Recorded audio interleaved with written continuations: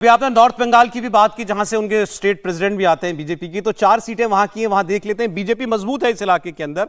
ये सीटें कूच बिहार, अलीपुरद्वार, जलपाईगुड़ी और दार्जिलिंग, ये सीटें हैं। और ये चारों सीटें, देखिए कोई आश्चर्य नहीं इसमें कि नॉर्थ बंगाल की चारों सीटें बीजेपी के पास जाती हुई हमको दिखाई दे रही हैं। कूच बिहार में निशीथ प्रामाणिक सांसद हैं, मंत्री हैं, राजवंशी समुदाय से आते हैं। अलीपुरद्वार में संघ का बहुत काम है यहाँ पर। 19 के चुनाव में बीजेपी के जॉन बारला यहाँ से जीते थे। जलपाईगुड़ी और दार्जिलिंग आपको बताएंगी प्राची।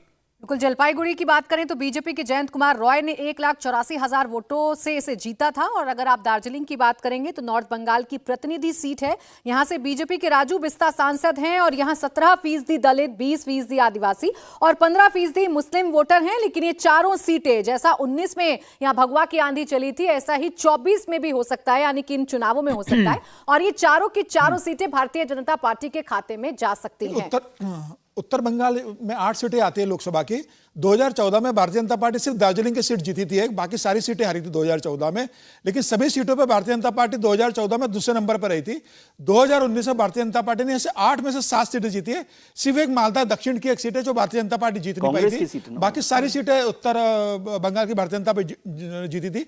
तो भारतीय जनता पार्टी का बहुत स्ट्रॉन्ग होल्ड है उत्तर बंगाल के अंदर, और मुझे लग रहा है वो कंटिन्यू रहने वाला है। भारतीय जनता पार्टी इस बार लगभग मुझे लग रहा है कि 8 सीटें उत्तर बंगाल की जीतने वाली है। और दार्जिलिंग जसवंत सिंह भी जो है दार्जिलिंग से लड़े थे। और देखिए दार्जिलिंग का खास बात है कि 2009 में कोई और लड़ा, 2014 में कोई और लड़ा, कोई और लड़ा, तीनों बार भी वहां पर रहे। तो इसका मतलब ये जो सीट है ये अपने आप में ही बीजेपी की सीट, इंडिविजुअल मैटर नहीं करता। इंडिविजुअल मैटर नहीं। इस बार हर्ष सिंगला लड़ रहे हैं। हर्ष सिंगला विदेश सचिव, पूर्व विदेश सचिव, पोस्टर भी लग गया है दार्जिलिंग में। अच्छा, तो दार्जिलिंग में ऐसा क्या है दादा जो बीजेपी, जो लोग वहां बीजेपी को नहीं छोड़ते?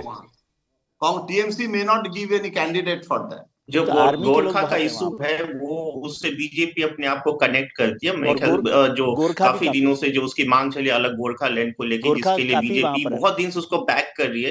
पहले भी इसको लेके बहुत प्रोटेस्ट हुए, बीजेपी उसके साथ ही प्रोटेस्ट में भी थी। और बीजेपी वहां के जो बड़े लीडर थे पहले उस गोरखा जनमुक्ति मोर्चा के, उनको अपने साथ रखे, वो अलायंस में भी पहले थे। हाल फिलहाल उससे बहुत ज्यादा डिवीजन देखा गया, लेकिन अभी भी जो अमूमन जो एक पॉपुलेशन जो है, जो पॉपुलर जो लोग है वहां को अभी भी बीजेपी के साथ। नॉर्थ बंगाल का भी बताइएगा भावेश, यार क्या है ऐसा जो बीजेपी के लिए काम करता है? एक इंपॉर्टेंट बात जोड़ देता हूं कि यहां से अभी भारतीय जनता पार्टी ने राज्यसभा भेजा है अनंत महाराज को, वो उत्तर बंगाल से ही आते हैं। वो कोच राजवंशी के समुदाय से आते हैं। वो 30% वोट बैंक ये भी हम बहुत सुनते हैं। राजवंशी भारतीय जनता पार्टी ने पहली बार बंगाल से किसी को राज्यसभा भेजा है, महाराज को भेजा है। और यही कारण रहा कि भारतीय जनता पार्टी को वहां पर एक बड़ा बेनिफिट मिल रहा है। कोच राजवंश का vote bank Bharatiya Janata party के पास अनंत महाराज के कारण शिफ्ट हो रहा है। भावेश नहीं, बिल्कुल सही कह रहे हैं। जो नॉर्थ बंगाल में जो लगभग 8 सीटें के अलावा उसके आसपास ही बहुत सारे लगभग 12-13 सीटों पे राजवंशी समुदाय का अच्छा खासा असर है। लगभग किसी सीट पे तो 20-25%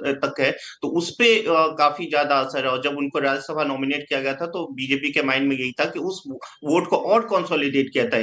2014 से ही वहां पे देखा जा रहा था कि राजवंशी समुदाय बीजेपी की तरफ है, और वो 2019 में बहुत ज्यादा कंसोलिडेट हुआ था और फर्दर अभी और ज्यादा कंसोलिडेशन होने की संभावना। इसलिए आप देखेंगे नॉर्थ बंगाल में जितनी भी सीटें हैं बीजेपी यहाँ जीत रही है।